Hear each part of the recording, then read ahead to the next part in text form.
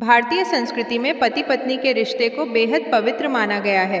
पति की लंबी उम्र और खुशहाली के लिए महिलाएं कई व्रत त्योहार करती हैं। ऐसे ही एक महत्वपूर्ण व्रत है वट सावित्री व्रत। इस व्रत में महिलाएं माता सावित्री की पूजा करती हैं, जिन्होंने अपने तप और श्रद्धा से अपने पति सत्यवान को यमराज से वापस लाया था। वट सावित्री व्रत में बरगद का पेड़ केंद्र बिंदु होता है।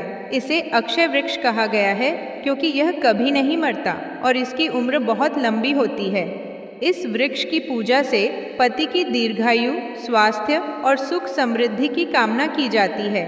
वट वृक्ष की परिक्रमा करना, उसके धागे बांधना, कथा सुनना और पूजा करना व्रत का अभिन्न अंग है। अगर आपके आसपास बरगद का पेड़ नहीं है तो घबराएं नहीं।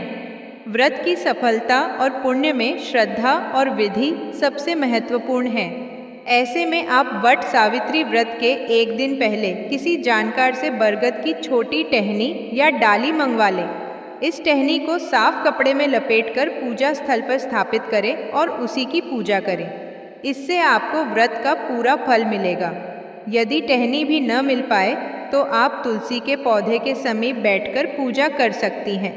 हिंदू धर्म में तुलसी भी एक पवित्र और शुभ पौधा माना जाता है। व्रत के दौरान तुलसी को ही वट वृक्ष का प्रतीक मानकर पूजा करें। माता सावित्री से अपने पति की लंबी उम्र और खुशहाली की प्रार्थना करें।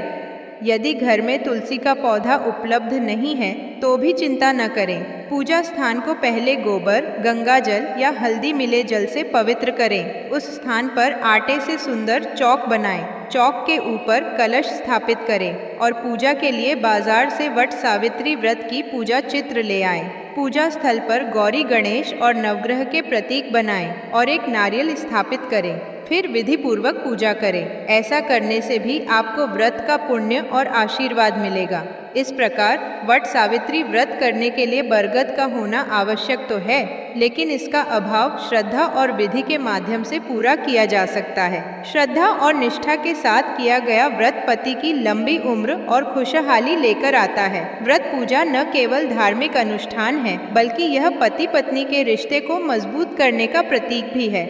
अगर आपको यह वीडियो पसंद आया हो तो लाइक करें, शेयर करें और हमारे चैनल को सब्सक्राइब करें। धन्यवाद।